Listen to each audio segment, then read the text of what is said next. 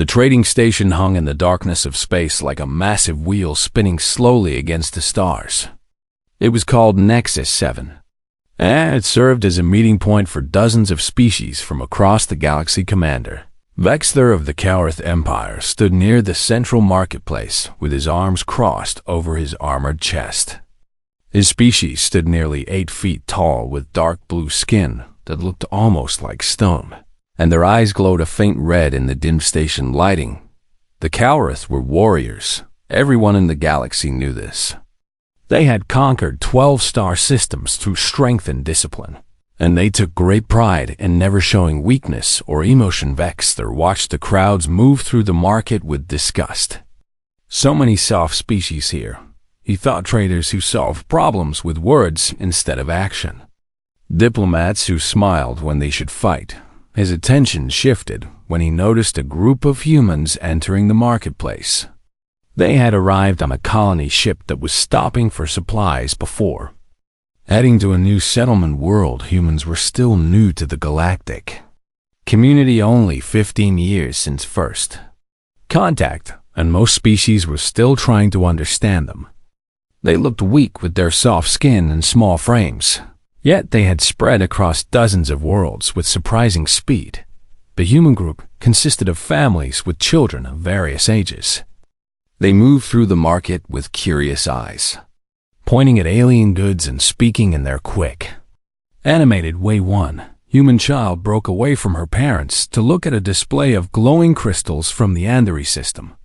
She was small, maybe 8 or 9 years old by human standards, with dark hair pulled back in a ponytail. Maya-chan loved the trading station already. She had never seen so many different aliens in one place before, and everything was so colorful and strange. She reached out to touch one of the floating crystals when someone bumped into her from behind.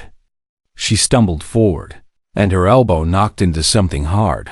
The sound of liquid splashing made her freeze.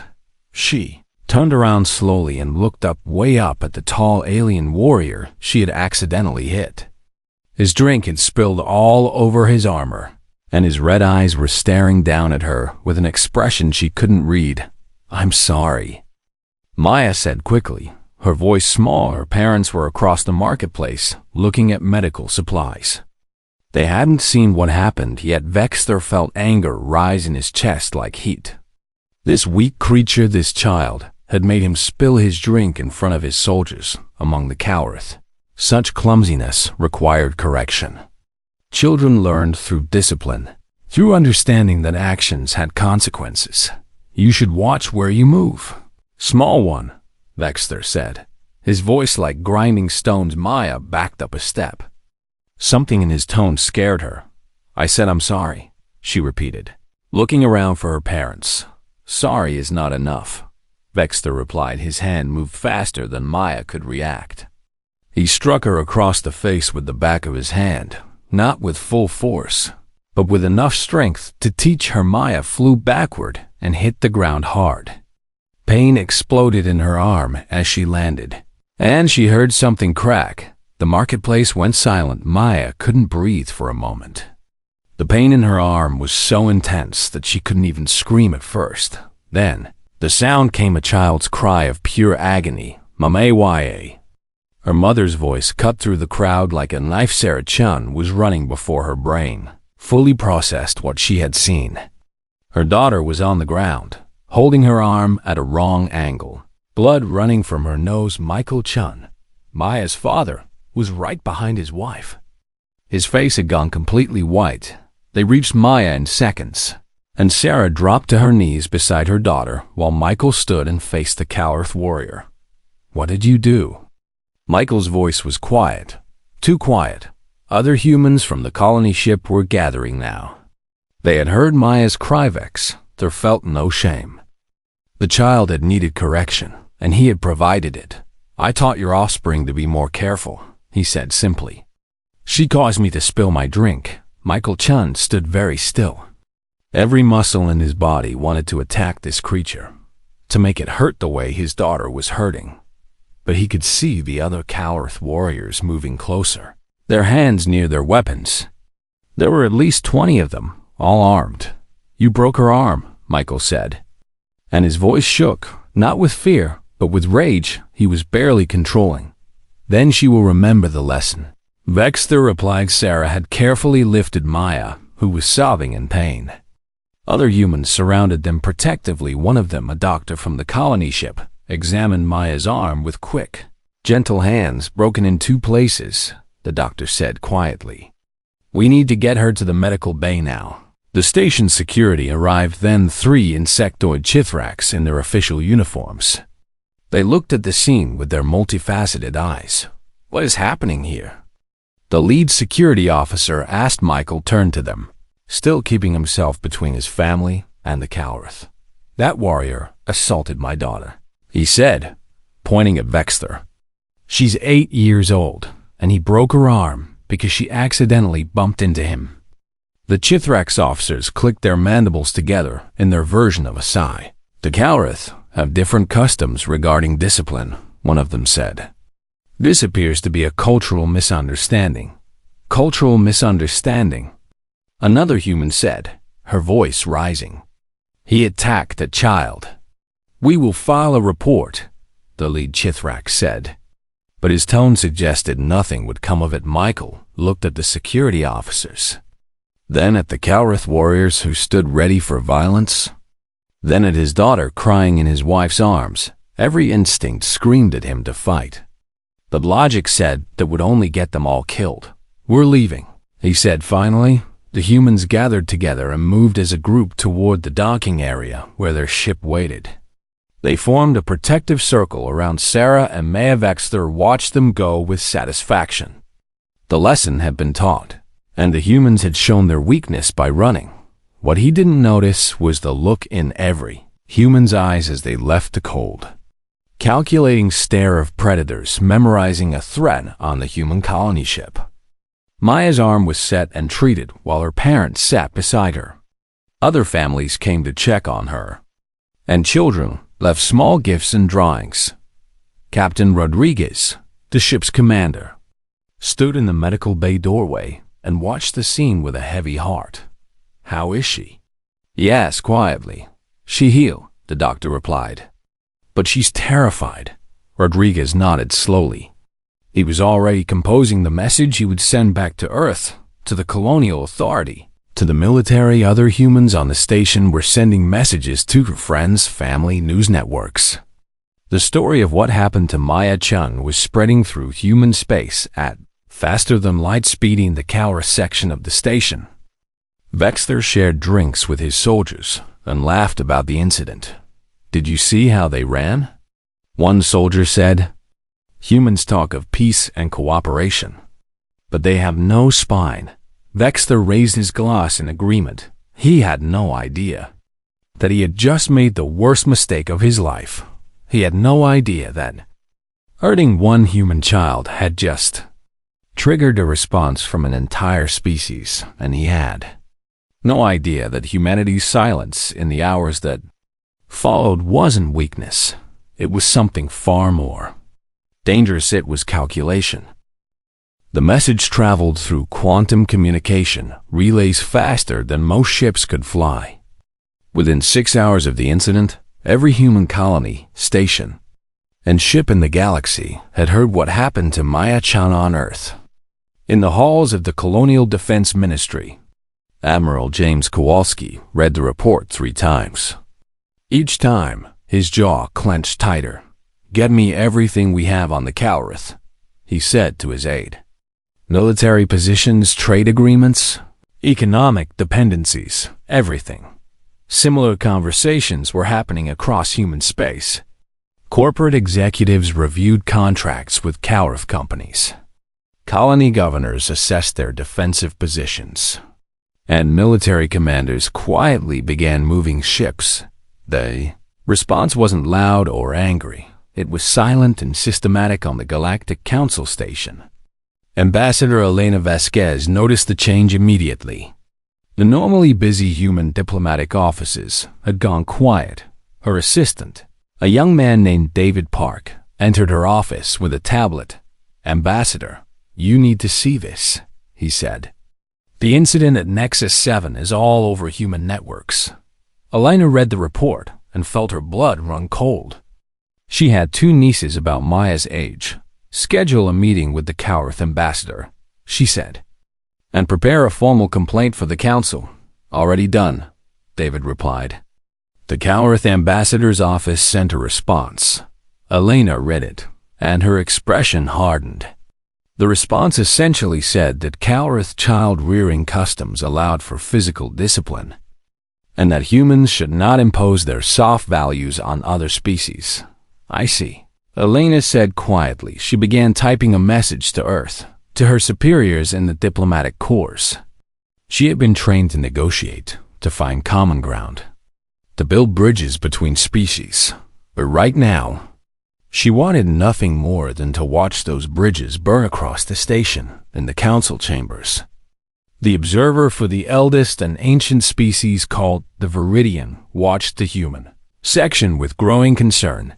The Viridians had been part of the galactic community for over 10,000 years. They had seen countless species rise and fall, and they prided themselves on understanding the patterns of civilizations. Something is wrong, Observer Thalen said to his assistant. Wrong how?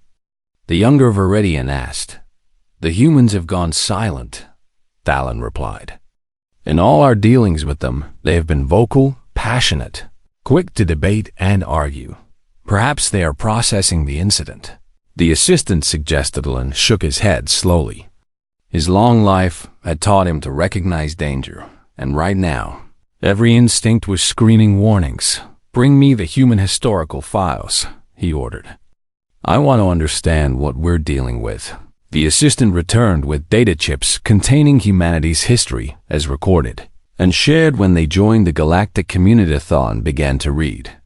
And with each passing hour, his concern grew into alarm wars fought for generations over the deaths of children.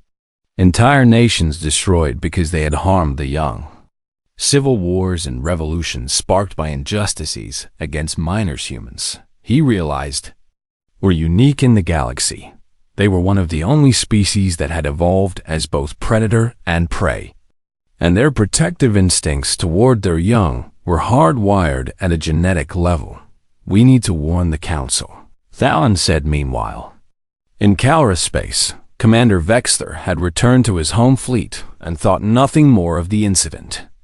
It'd been a minor thing, barely worth remembering. His superior officer, Fleet Admiral Krath, called him to a meeting 2 days after he returned. I've heard about your encounter with the humans at Nexus 7. Krath said. Vexter nodded. A small matter, sir. I corrected a careless human child. The humans seem to think it's more than a small matter, Krath replied. They've been withdrawing from Cowarth space. Withdrawing? Vexter frowned. Human civilian ships have been leaving our territory for the past 48 hours, Krath explained. Merchants, traders, tourists, all of them finding reasons to depart. They are cowards, Vexter said dismissively. Krath was not so sure. He had fought humans once, 15 years ago during a border dispute. The Cowarth had won that skirmish, but the humans had fought with a ferocity that surprised everyone. They didn't fight like other species, who would retreat when casualties grew too high. Humans fought like they had nothing to lose. I want you to increase patrols along the human border, Krath ordered, and prepare a full status report on our forces. You think they will attack over one child? Vexter asked incredulously. I think we should be prepared for anything, Krath replied. On Earth, in a secure government facility, a meeting was taking place that would change everything. Present were representatives from the Colonial Defense Force, the Department of Interstellar Affairs, the Economic Council, and the Intelligence Services. Let's begin, said Director Sarah Okonkwo of Interstellar Affairs. As you all know, 3 days ago, a Calrath warrior assaulted an 8-year-old girl named Maya Chun at Nexus 7 trading station. She brought up an image of Maya's x-rays showing the broken arm. The Calrath have refused to apologize or acknowledge wrongdoing, she continued. They claim it was a cultural matter of discipline. What are our options? Asked General Thompson from the Defense Force. Diplomatic protest has already been filed and rejected, Okonkwo replied. Economic sanctions are possible. The Calrith depend heavily on human medical technology and computing systems. I have a better idea, said Admiral Kowalski. He stood and activated a holographic display showing Calrith space. For the past 72 hours, we've been cataloging every interaction point between humans and Calrith, he explained. Trade routes, supply chains, technology transfers, medical support. The display lit up with hundreds of connections. We propose a complete economic and social withdrawal. Kowalski continued. Every human company ceases business with Calrith entities. Every human colony closes its borders to Calrith ships. Every trade agreement gets suspended. That's extreme. Someone objected. They broke a child's arm for bumping into them, Kowalski said, his voice like iron. And they laughed about it. The room fell silent. We're not proposing military action yet, Okonkwo added. But we will make them understand that there are consequences for harming human children. What about the Galactic Council? Another person asked. Won't they intervene? Let them, Kowalski replied. We'll explain our position clearly. We tried diplomacy, and we were dismissed. Now we're exercising our right to choose our trading partners. The vote was unanimous within hours. Orders went out to every human entity in the galaxy. Corporations received legal notices about moral breach clauses in their contracts. Colony governors were instructed to close borders. Military units received new patrol assignments. The withdrawal was coordinated, systematic, and absolute in the Galactic Council chambers. Observer Thalen finally got his emergency meeting with the full council representatives from 40 species, gathered to hear his warning. I have reviewed human history extensively, Thalen began, and I believe we are on the brink of a significant crisis. Because of one incident? Asked the Zephrony delegate dismissively. Because humans have a pattern, Thalen replied. They are extraordinarily patient and tolerant until children are involved. When their young are threatened or harmed, they become something else entirely. He displayed data from human history wars, revolutions, the rise and fall of civilizations. They fought a war for 4 years that killed millions over the issue of whether one group could own another, Thalen explained. They fought for decades in various conflicts where children were targeted. They have consistently shown that they will sacrifice everything to protect their young. The Calrith are warriors, said the Calrith Council representative. We do not fear human sentimentality. It's not sentimentality, Thalen replied urgently. It's biology. Humans evolved as cooperative breeders. Their entire social structure is built around protecting children, not just their own genetic offspring, but any child. What are you suggesting? Asked the council mediator. I'm suggesting that the Calrith apologize immediately and make restitution, Thalen said, before this escalates beyond control. The Calrith do not apologize to lesser species. Their representative Declaradolin sat back in his seat and felt a deep sadness settle over him. He had lived for 3,000 years and had seen this pattern before, pride that led to destruction. Then I fear for what comes next, he said quietly back on the human colony ship. Maya-chan sat in her room with her arm in a cast. Other children had signed it with drawings and messages. Her mother entered and sat beside her on the bed. How are you feeling, sweetheart? Sarah asked. My arm hurts, Maya said. But Mom, why did he hit me? I said I was sorry. Sarah felt tears burning in her eyes, but she held them back. Because some people think that being strong means hurting others, she explained. But they're wrong. Real strength is being kind, even when others aren't. Are we going to be okay? Maya asked. Sarah pulled her daughter close carefully, mindful of the broken arm. Yes, baby, she said. We're going to be just fine. She didn't tell Maya about the messages she had seen from Earth. About the military movements, about the economic sanctions. She didn't tell her daughter that across human space, millions of people had seen her picture and were demanding justice. She just held her and wished that the galaxy understood what they had unleashed when they hurt a human child. At exactly 0600 hours Earth Standard Time, 72 hours after the incident, the withdrawal began on Calith Prime, the homeworld of the warrior species. Trade Minister Vorn received the first notification. It was from Stellar Medical Corporation, the largest human medical technology company operating in Calith space. This is to inform you that due to moral breach clause 7B in our contract, we are immediately suspending all operations in Calith territory. The message read, all human personnel will be evacuated within 24 hours, and all equipment sales and maintenance agreements are hereby terminated. Vorn stared at the message in confusion. Moral breach clause? Over what? Then the next message arrived from Chung Computing, from Navarro Industries, from Earth Pharmaceuticals. Within an hour, Vorn had received 43 similar notifications. Get me the human ambassador. He shouted to his aide. Sir, the human embassy has been closed. The aide replied nervously.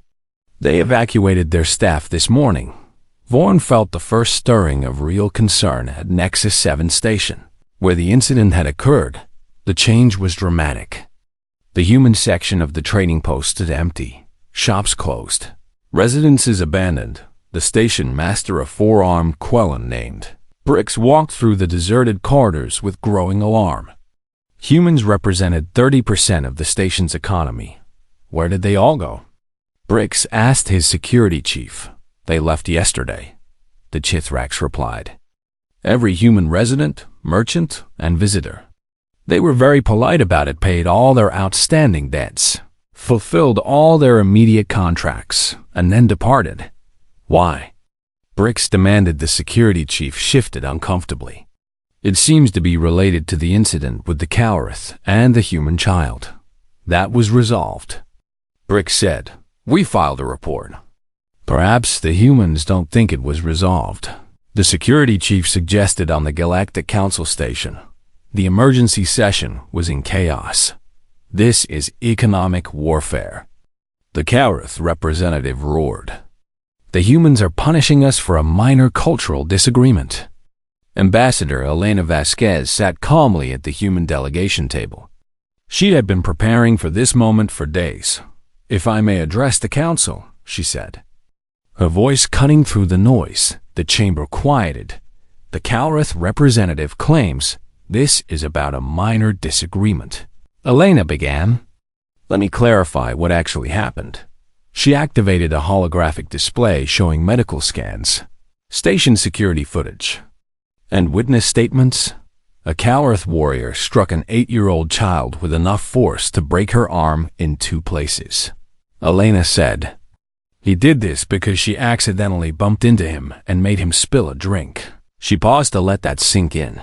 We filed a formal complaint. The Calith government rejected it and claimed this was acceptable discipline, Elena continued. We requested an apology and compensation for the child's family. We were told that humans are soft and should not impose our values on others. The council members shifted uncomfortably. So let me be absolutely clear, Elena said, and her voice dropped to a tone that made several delegates shiver. We are not engaging in economic warfare. We are simply exercising our right to choose who we do business with, who we trade with, and who we allow into our space. The humans are punishing all Calith for one individual's actions. The Calith representative protested. No, Elena replied. We are holding the Calith government accountable for refusing to take responsibility. If they had apologized, if they had made amends, we wouldn't be here. You cannot do this. The Calith representative said. Elena smiled, that there was no warmth in it. Yes, we can, she said simply. And we will continue to do so until justice is served. She stood and gathered her materials. Humanity tried diplomacy. She said to the entire council, we asked nicely, We followed your procedures. We gave the Calrith every opportunity to make this right. They chose pride over justice. Now they will live with the consequences. As Elena left the chamber, Observer Thalen caught her in the corridor, Ambassador Vasquez. He called Elena, stopped, and turned to face the ancient Viridian, Observer Thalen. She acknowledged, "I have studied your species' history." Thalen said quietly, "I know what you're capable of when your children are threatened. Then you understand why we're doing this." Elena replied, "I do." Thalen said, "But I fear the Calrith do not. They think this is the worst you can do: economic sanctions and diplomatic protests." Elena's expression hardened. "They should hope it is," she said in Calrith space. The effects of the human withdrawal were becoming catastrophic. Medical facilities that relied on human diagnostic equipment found their machines shutting down as maintenance contracts expired. Research stations lost access to human computing networks.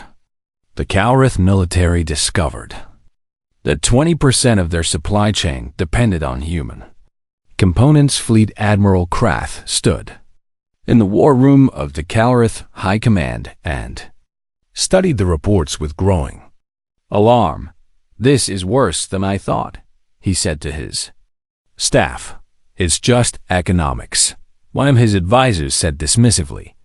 "We are warriors, not merchants. We can survive without human trade. Can we?" Krath asked. He pulled up a strategic analysis. "Our hospital ships use human medical technology. Our long-range sensors were upgraded with human improvements last year.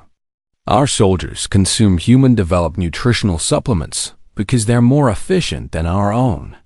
The room fell silent as the reality sank in. How long until these losses affect our military readiness? Krath asked.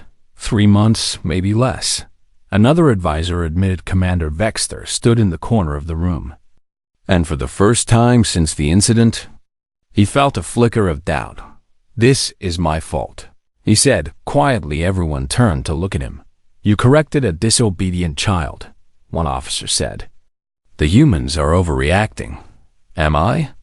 a new voice said from the doorway. Everyone turned to see High Commander Zareth, supreme leader of the Calrith military. The room immediately came to attention. "At ease," Zareth ordered.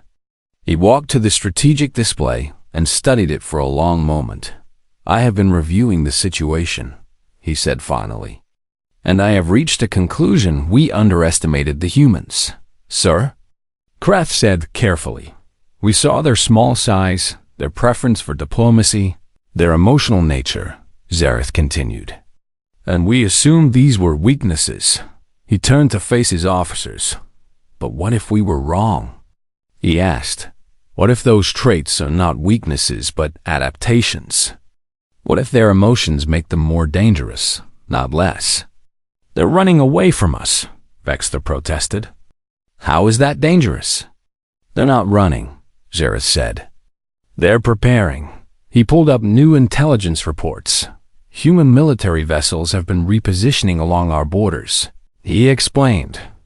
"Not invading, not threatening, just watching. Their fleet movements are coordinated and precise. This isn't panic or fear. This is strategy." The room absorbed this information uneasily. "What do you recommend, sir?" Krath asked. "I recommend we seriously consider apologizing." Zareth said. The room erupted in protests. "We never apologize." One officer shouted, "Apologizing is weakness." Another Adedgereth held up his hand for silence. "Pride is only strength if you survive to enjoy it," he said quietly, but the High Command voted against apology. The Calrith had never apologized to another species, and they would not start now on Earth in the Defense Ministry. Admiral Kowalski received the news. "The Calrith have rejected all diplomatic overtures," his aide reported. "They're calling our actions cowardly economic manipulation." Kowalski nodded slowly. He had expected this. "Then we move to Phase 2, he said. "Sir, Phase 2 involves—" "I know what it involves," Kowalski interrupted. Send the orders across human space. Military vessels received new instructions. Border patrols were increased. Defensive positions were reinforced. Special operations teams went on standby. The humans weren't preparing to invade. They were preparing to teach a lesson on the colony ship where Maya-chan was recovering.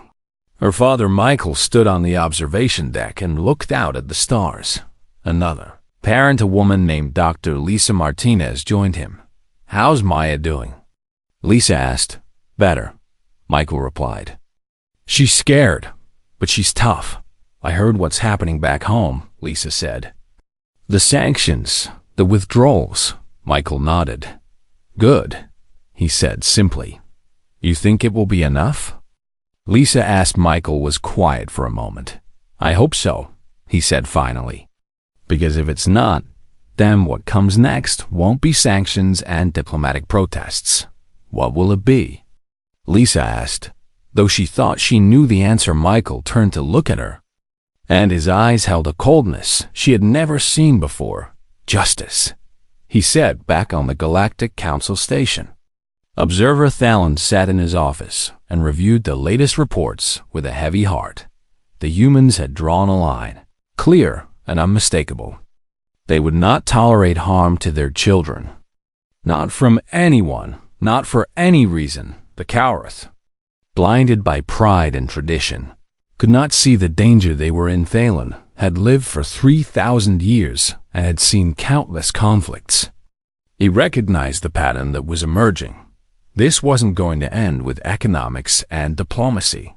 This was going to end in blood. He just hoped that when it did, the galaxy would learn the lesson humanity was trying to teach. "Never hurt a human child," he whispered to himself. "Never, ever hurt a human child." The words felt like a prayer and a warning all at once. The Cowrath military frigate Shadow of Victory prowled through neutral space on what its captain called patrol mission. Fleet Admiral Krath had authorized the operation, personally, not an invasion, just a show of strength. The Cowrath were warriors, and they would not be intimidated by human economic pressure. Captain Drex commanded the Shadow with pride. His crew was elite, his weapons were ready, and his orders were clear: find human vessels and remind them that the Cowrath still controlled this region of space. "Sir." "Sensor contact," his navigator reported. "Human vessel, medical frigate class, bearing 270 Mach 15. Drex smiled. "Medical ship? What's it doing out here?" "Transponder identifies it as the UHM's Nightingale," the navigator replied. "It appears to be en route to the new Singapore colony, a hospital ship," Drex mused. Alone and undefended, his first officer looked uncertain.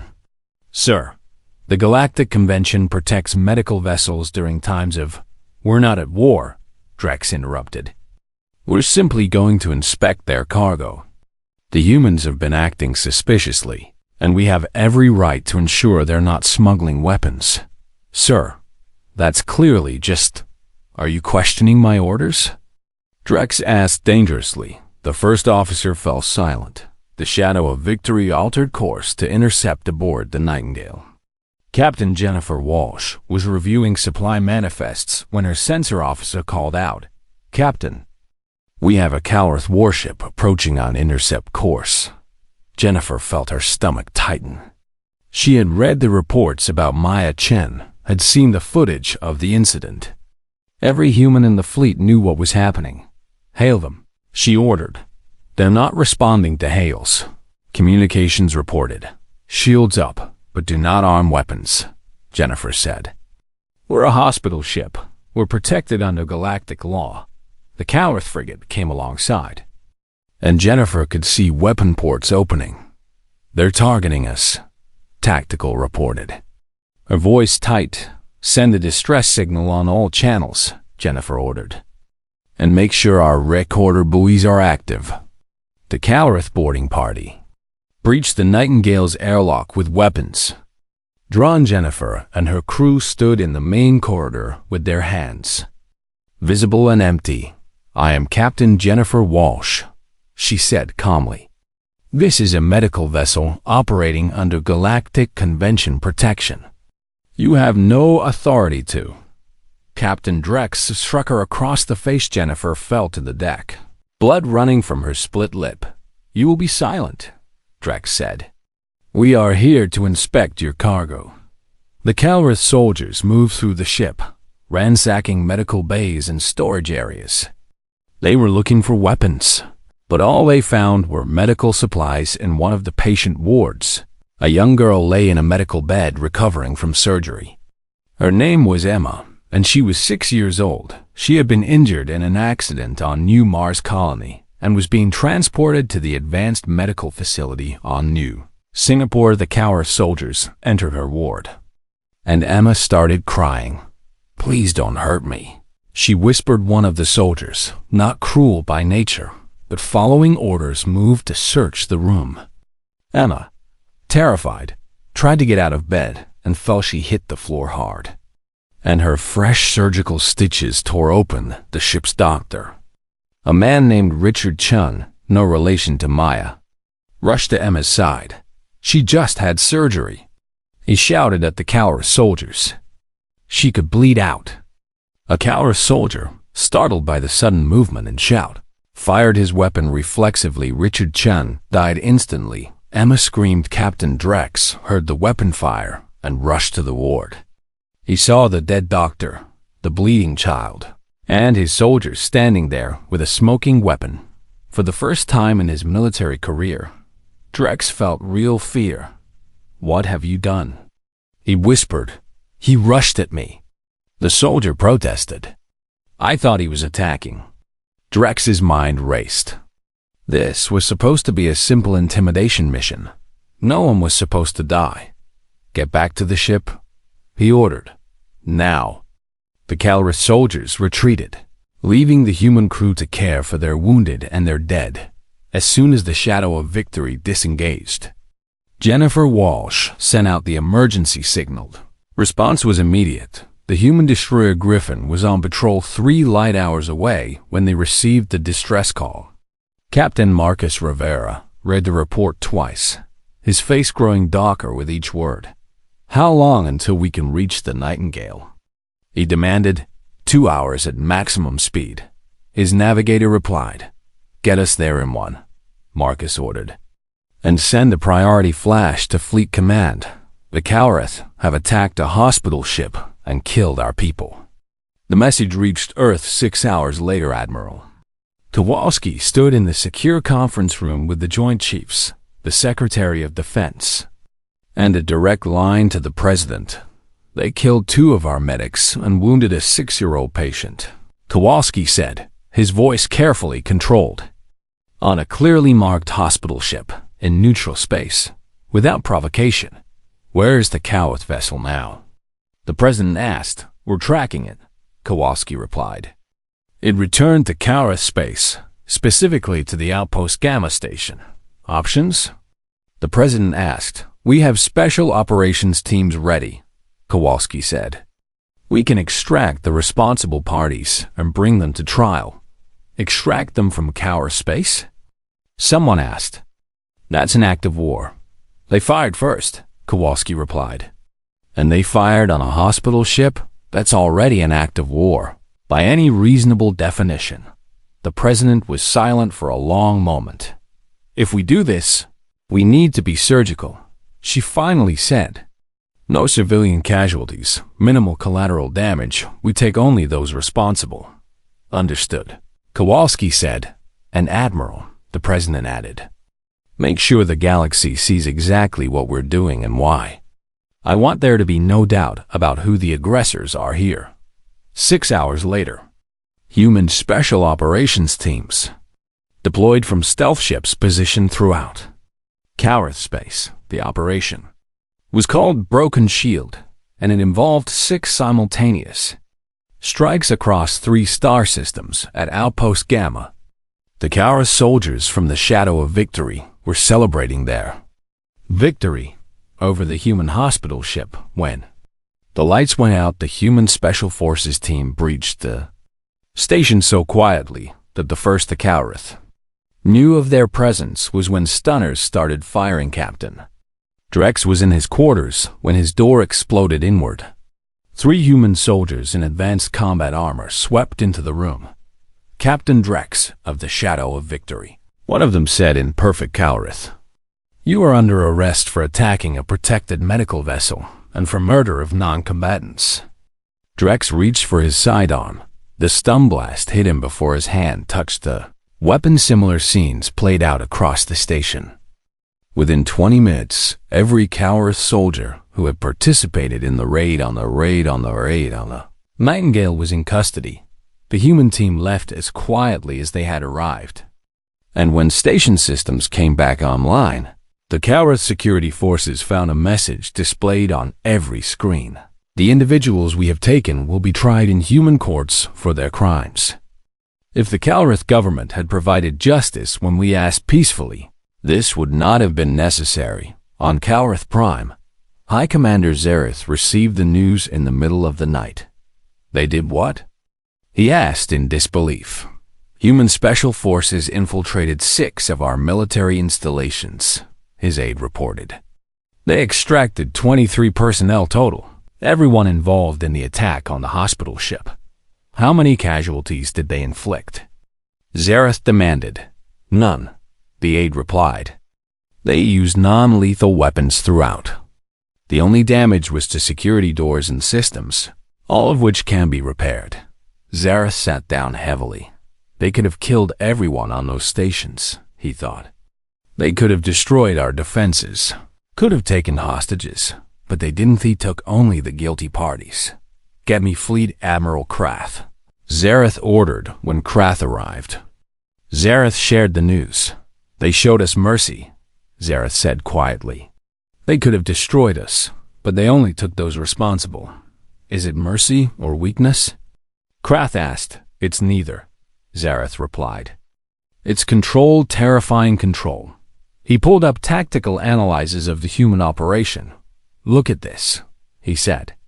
They bypassed our best security, neutralized our forces without killing anyone, and extracted their targets from the heart of our territory, all within hours of the attack on their hospital ship. They've been planning this, Krath realized. Longer than that, Zareth said. They've been studying us, mapping our systems, identifying our vulnerabilities. They've been preparing for this scenario since the first incident with the child. What do we do? Krath asked before Zareth could answer. A new message arrived broadcast on all frequencies. Sent to every station and ship in Cowrith space. It was from Admiral Kowalski. The message was simple and direct. People of the Cowrith Empire, your warriors attacked one of our children and broke her arm. We asked for justice, and you refused. Your warriors then attacked a hospital ship, killed our people, and wounded another child. We have taken those responsible, and they will face trial in our courts. We could destroy your military. We could devastate your worlds. We have proven we have the capability. We choose not to do so, because we are not monsters. But understand this, we will not ask again. The next time a Cowrith harms a human child, there will be no negotiation, no warnings, no mercy. You have 72 hours to respond to our terms. Public apology from your high command. Reparations to the families of all victims. And participation in a cultural exchange program so this never happens again. If you refuse, we will dismantle your military piece by piece until you have. 6 months after the incident at Nexus 7, the Galactic Council chambers were filled to capacity. Representatives from every member species had gathered for what was being called the most important session in the Council's history. Ambassador Elena Vasquez sat at the human delegation table with a carefully neutral expression.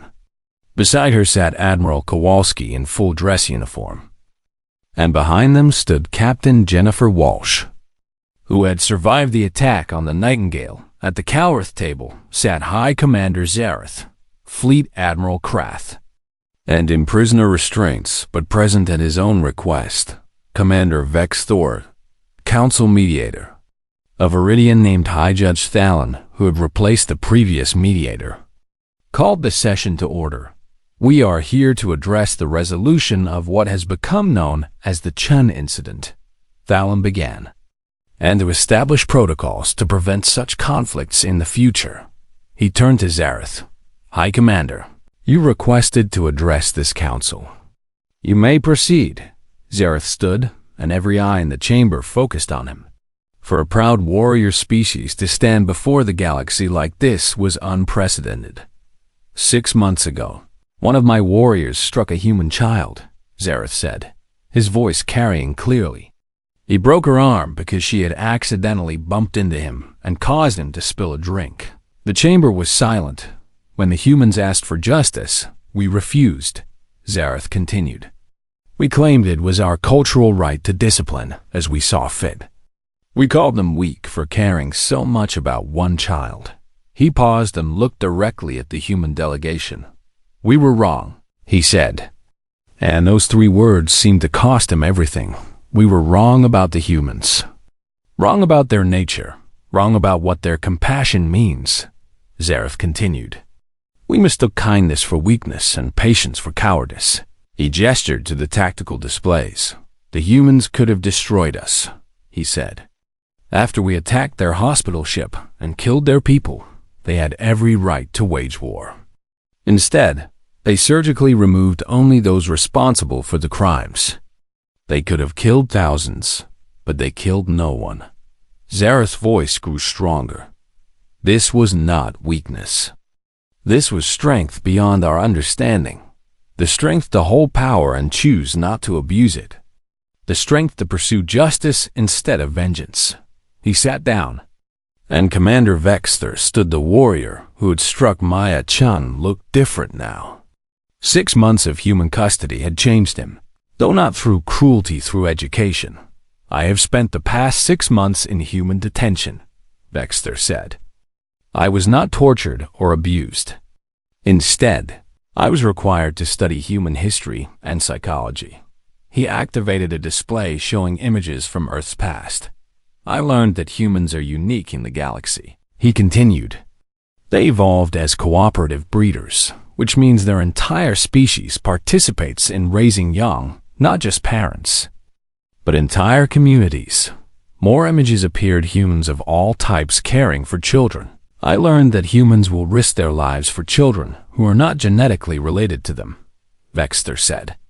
They will die to protect offspring of other species. This instinct is so deeply rooted that it overrides their own survival. He turned to face the humans. When I struck the child Maya Chen, I thought I was teaching her a lesson in proper behavior, he said. What I actually did was trigger a species-wide protective response. I didn't attack one family, I attacked every human's child. The gallery murmured at this revelation. The humans tried to explain this to us through diplomacy, Vexter continued. They tried to make us understand through economic pressure. We refused to listen because we thought we were stronger. His voice dropped. We learned the hard way that humans do not measure strength the way we do, he said. We fight to conquer. Humans fight to protect. We fight to prove dominance. Humans fight for those who cannot fight for themselves. He looked at Ambassador Vasquez. I am guilty of assault on a minor, he said formally. I accept whatever sentence the human courts decide. But I ask that the rest of my people be given the chance to learn what I have learned, that kindness is not weakness, and that protecting children is the highest form of strength. The chamber erupted in discussion. But Thalen called for order. The Calorith High Command has agreed to all human terms, Thalen announced. Full reparations have been paid to the families of Maya Chun, Dr. Richard Chun, Emma Rodriguez, and Captain Walsh's crew. The Calorith have issued a formal public apology, and they have agreed to participate in a comprehensive cultural exchange program. He looked around the chamber. But this incident has revealed something larger that this council must address. Thalen continued.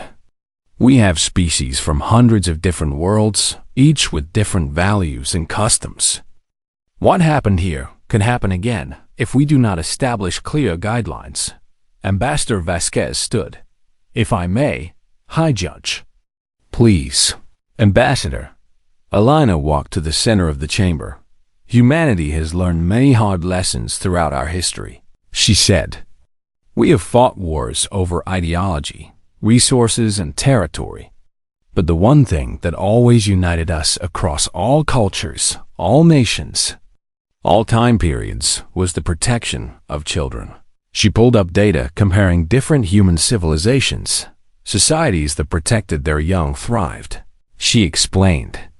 Those that didn't collapsed. It's not sentiment, it's survival. A species that doesn't protect its most vulnerable members doesn't deserve to survive. She turned to address the full council.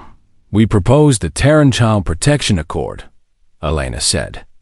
A set of universal standards for the treatment of juveniles of all species. Not imposing human values on others, but establishing basic rights that all children deserve: safety from violence, access to care, protection from exploitation.